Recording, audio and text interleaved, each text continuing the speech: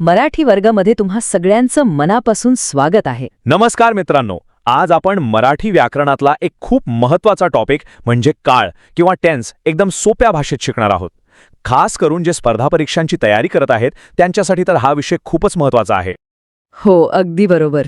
आणि म्हणूनच जे अगदी नव्याने सुरुवात करत आहेत किंवा महाटेट सारख्या परीक्षांची तयारी करतायत त्यांच्यासाठी हे सेशन खास डिझाईन केले.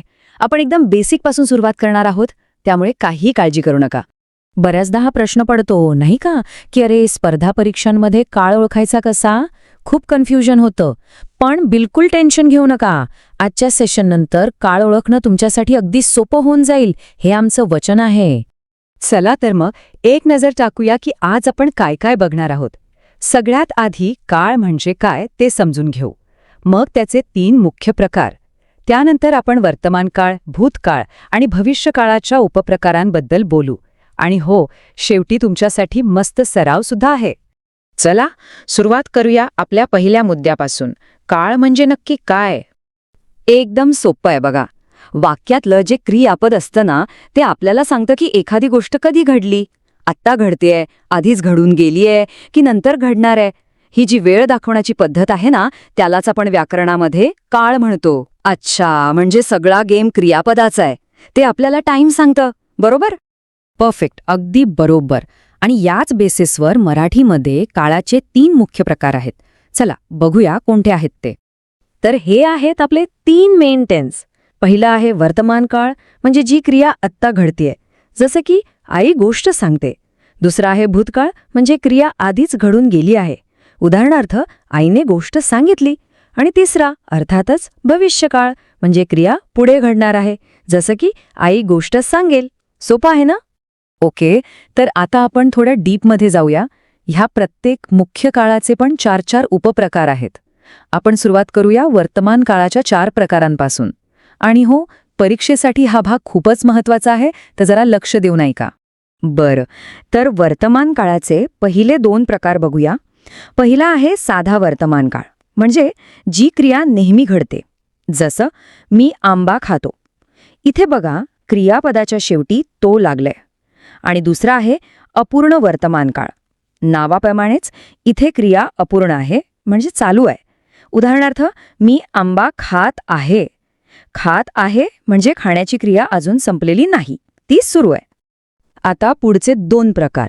तिसरा आहे पूर्ण वर्तमान काळ, म्हणजे क्रिया जस्ट आत्ता पूर्ण झाली आहे, जसे की मी आंबा खाल्ला आहे, म्हणजे खाऊन झालंय.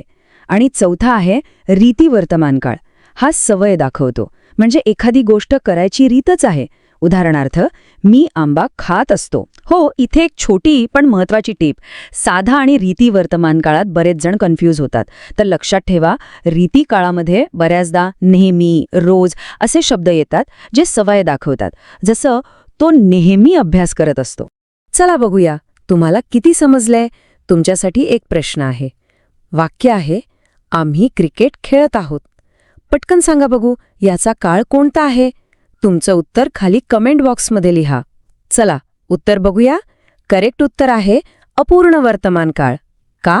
कारण खेळत आहोत, म्हणजे खेळण्याची क्रिया अजून चालू आहे. चला तर आता आपण भूतकाळ आणि भविष्यकाळाकडे वळूया. आणि अजिबात घाबरू नका, कारण जर तुम्हाला वर्तमान काळाचे 4 प्रकार समजले असतील तर हे सुद्धा अगदी सहज समजेल, कारण नियम जवळजवळ सेमच आहेत. ओके, तर या टेबलकडे बघा. आपण मी आंबा खातो हेच उदाहरण पुढे नेऊया. साधा भूतकाळात होईल खाल्ला, आणि साधा भविष्यकाळात खाईन. अपूर्ण भूतकाळात क्रिया चालू होती म्हणून खात होतो, तर अपूर्ण भविष्यकाळात क्रिया चालू असेल म्हणून खात असेन. पूर्ण भूतकाळात क्रिया पूर्ण झाली होती म्हणून खाल्ला होता, आणि पूर्ण भविष्यकाळात क्रिया पूर्ण झालेली असेल म्हणून खाल्ला असेल. आणि शेवटी रीती भूतकाळ म्हणजे पूर्वीची सवय, खात असे, आणि रीती भविष्यकाळ म्हणजे पुढेही ती सवय चालू राहील, खात जाईन.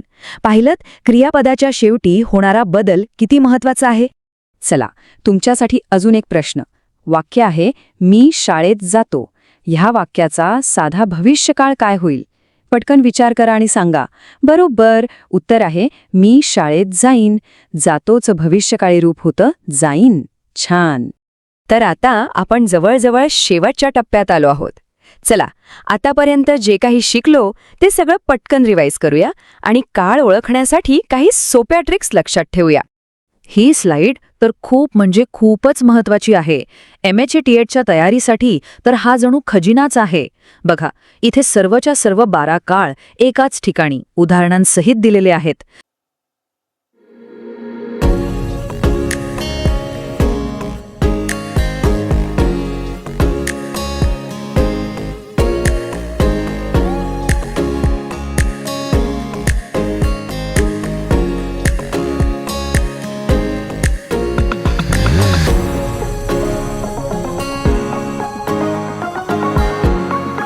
परीक्षेच्या आधी रिव्हिजनसाठी ही एक स्लाइड पुरेशी आहे.